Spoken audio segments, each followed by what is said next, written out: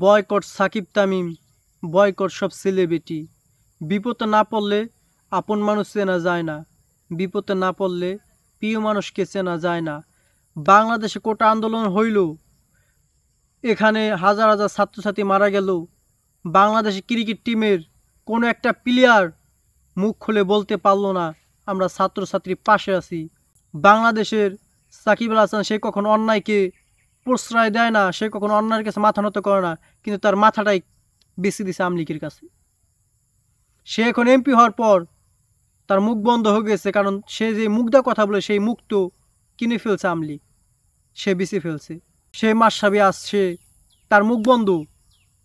হাজার হাজার ছাত্রছাত্রী গ্রেপ্তার করতেছে বিনা কারণে, শত শত ছাত্রী গুলি করে হত্যা করলো, সে মাসাবি কোনো কথা বলে না। মাসাবি তো নিজেও বিক্রি হয়ে গেছে গা ওই ক্ষমতার কাছে, ওই টাকার কাছে। তামিম ইকবাল, মুশফিক, মাহমুদুল্লাহ যেই বলো না কেন, প্রত্যেকটা বাংলাদেশে ক্রিকেট খেলাতে বলতে চাই তোমাদের সবসময় এই ছাত্রছাত্রীদের সাপোর্ট করছে। সেখানে তোমরা আজ পর্যন্ত মুখ ফুটে বলতে পারলা না আমরা তোমার পাশে আছি। তোমরা তো তোমাদের অধিকার চেয়েছিলে, সেখানে কি কারণে এই কথাটা একটা ক্রিকেটার বলতে পারলো না? ছাত্রছাত্রী তো অধিকার চেয়ে রাজপথে নেমেছে অধিকারের জন্য, সেখানে তারা তো অন্য কিছু চায় নাই। কি কারণে পুলিশ নামে অমানুষগুলা কিভাবে ছাত্রছাত্রীকে হত্যা করলো? একবার একটা প্রশ্ন করতে পারলো না কোনো সাংবাদিকের কাছে, সরকারের কাছে, প্রশাসনের কাছে একটা ক্রিকেটার প্রশ্ন করতে পারলো না? ব্যারিস্টার সুমন সাহেব, ব্যারিস্টার সুমনকে বলতে চাই, তোমাকে কোন আওয়ামী লীগের নেতা তোমাকে এমপি বানাইছে?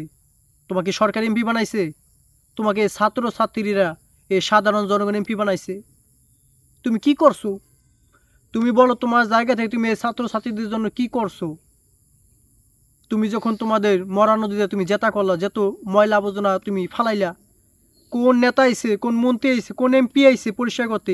এই ছাত্রছাত্রীরা পরিষ্কার করে তোমাকে জিরো থেকে হিরো বানাইছে। তুমি এমপি হওয়ার পিছনে সবচেয়ে বড় অবদান এই ছাত্রছাত্রী।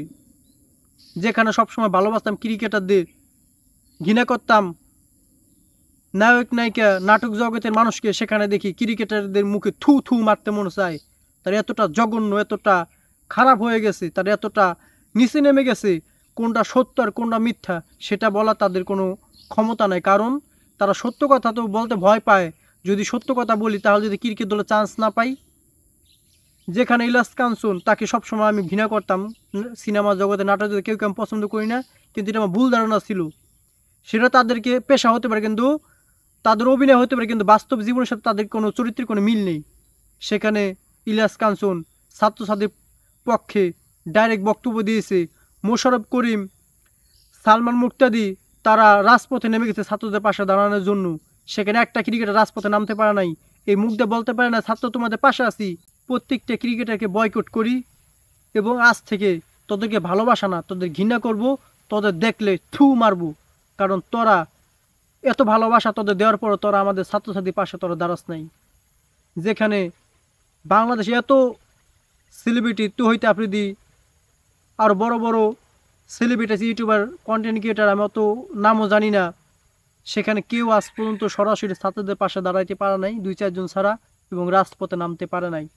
সেখানে কাফি ভাই, সে ছোট্ট একটা কন্টেন্ট ক্রিয়েটার, সে ছাত্রছাত্রীর পাশে যেভাবে দাঁড়িয়েছে, যেভাবে সে একজন বীর পুরুষের পরিচয় দিয়েছে, যদি কেউ ফলো করো তাকেই করো।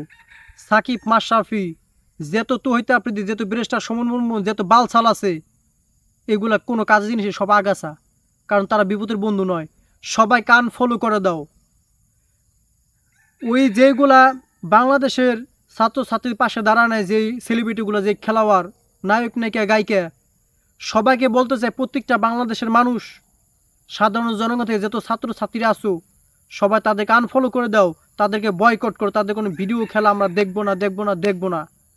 যদি কাউকে ফলো করতে হয় তাহলে কাফিকে ফলো করো, কাউকে ফলো করতে হলে মোশাররফ করিমকে ফলো করো, কাউকে ফলো করতে হলে যারা যারা আমাদের এই ছাত্রছাত্রীর পাশে দাঁড়াইছে তাদেরকে ফলো করো। এখনও সময় আছে, সাদাকে সাদা বলো, কালোকে কালো বলো।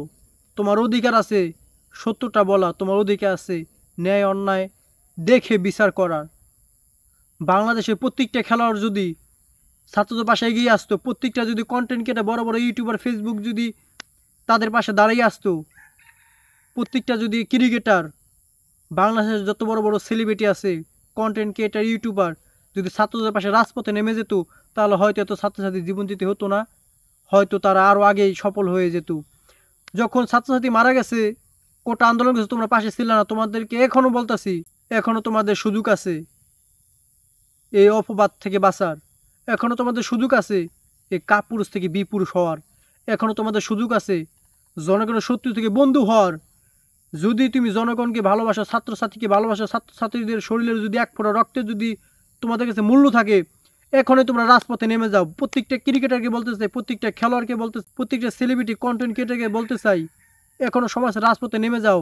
যে ভাইগুলাকে বিনা কারণে পুলিশ নামে জানারা গুলি করে হত্যা করেছে, তাদের বিচার চাও, বিচার চাও। রাজপথ বন্ধ করে দাও। যতক্ষণ পর্যন্ত সরকারের দাবি না মানবে, ততক্ষণ পর্যন্ত রাজপথ বন্ধ থাকবে।